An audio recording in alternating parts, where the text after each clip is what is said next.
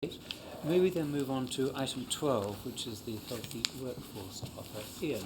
Thank you, Malcolm. I'll touch on the NHS Healthy Workplace programme before I turn to Karen on the plan for NHS England's own staff. We've got 4 clear strands of work here. The first is action on healthy food, including trialling in 4 hospitals an NHS sugar tax. Secondly, as part of the GP Forward View and the work led by Arvind and Roz, a new primary care offer. Thirdly, we are working with 12 demonstrator NHS employers.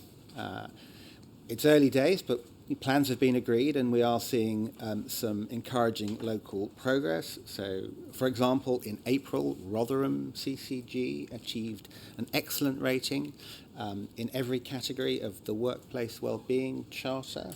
And West Midlands Ambulance Service have helped 248 staff lose almost £40 per person.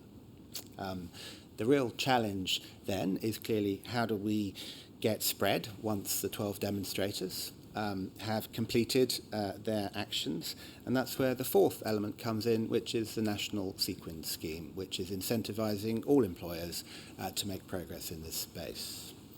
Karen? 40 pounds. Yeah, that's a 40. that's a lot. So I understand. I have not actually been to West Midlands Ambulance Service.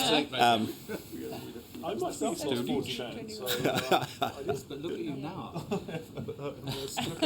Yes, exactly. It is possible. Well, but that's a lot for a larger I thought group. you would like that fact. Well, no, we're delighted. May we move quickly to Karen?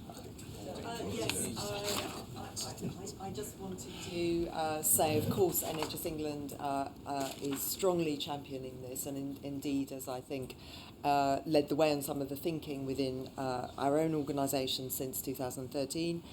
And we kicked that off by trying to think about what exactly were the health issues affecting our own staff. And 2 key themes that came out of that were mental health. We actually had significant numbers of people off on sick leave due to stress. So mental health has been a very strong theme of the work that we're doing inside NHS England, and particularly we've got a large number of people now trained up to provide help to their colleagues in the organisation, and that's been a huge benefit. And the other area is of physical activity. So just the amounts of absence due to unhealthiness due to lack of physical activity is a concern, and therefore stepping up all about the support that we can give to employees to improve their physical activity is a priority.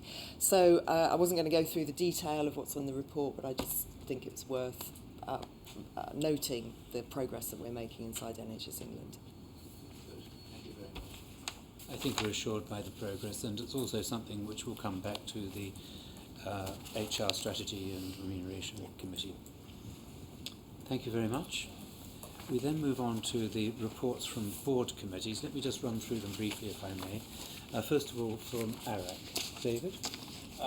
There will be a proper written report for the next board, but I think given the timing, just to repeat, the Audit Committee looked at the progress of, from both internal audit perspective and external audit, and is comfortable and assured that everything is on track for our annual report. The second was we looked extensively at fraud strategy, and I think felt good progress, but a need to really concentrate on a few things and make it sort of demonstrable. And then the third thing was that we looked at the governance process, and a number of the products of that process, where there has been material progress in the last 12 months. And that's reflected in some of the opinions from internal audit, although the embedding is the hard bit, which is yet to come. So those would be the 3 key things. Happy to take any questions. Are there any questions for David? No. Good, thank you. Commissioning, David? I would propose just to respond to any questions on the paper as set out. We've covered most of them. Many members of the board are on the commissioning committee, so I think we're pretty well informed. Thank you very much. Specialised commissioning, no? I think items 1 to 6 in the documented summary, Malcolm, have been included already in our discussion with Jonathan, and items 7 to 8 in Paul's discussion on finances.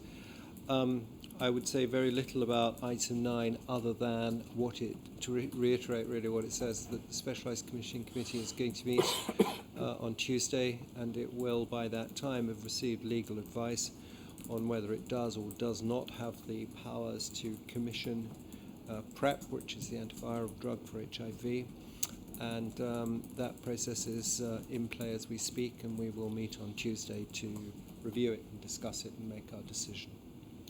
Okay, well, thank you for the update on that. Any questions, comments on specialised commissioning? Right, let me move through then finally, please, to Investment Committee. Moira.